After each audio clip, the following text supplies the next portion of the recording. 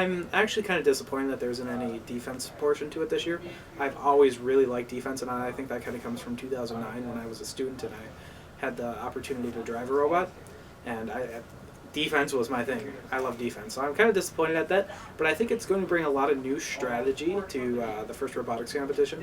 I'm really interested to see how the game plays out, and I say that every year, but I think this year even more so, just because, you know, I don't think anything like this has been done since at least the early 2000s. Don't quote me on that.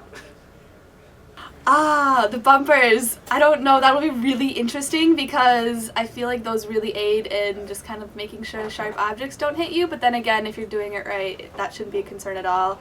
I think it kind of makes sense though, just first impression, looking at how many objects are on the field and how much of a small space you have, especially only having half of the field.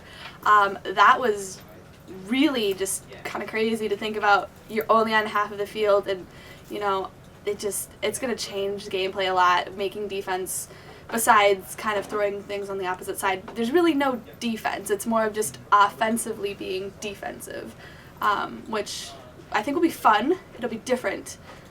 It'll be interesting.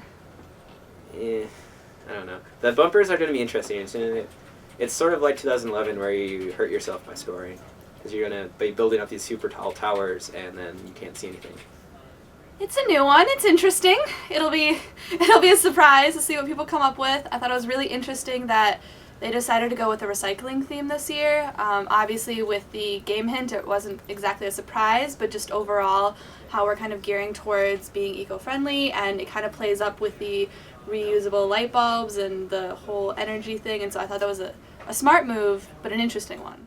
Pool noodles are going to be very interesting to see how those come into play. I mean, what kind of strategies do you think we're going to see this year? Probably a lot of teams trying to stack boxes but not being able to. You'll have a few teams who might be able to do it, in my opinion at least. The garbage cans are going to be the hardest because they're not square, so they won't fit on the top. Yeah, those are going to be quite a challenge. Yeah, the pool noodles in the garbage cans, I don't know how much we'll see of that. And I feel like there'll be a lot of them being thrown at the end of the game. Yeah, I mean, getting the pool noodle in there is going to be really hard. Yeah. Yeah. Oh yeah, very hard. I'm really interested to see the point values and to see how they stack up, especially maximum point values.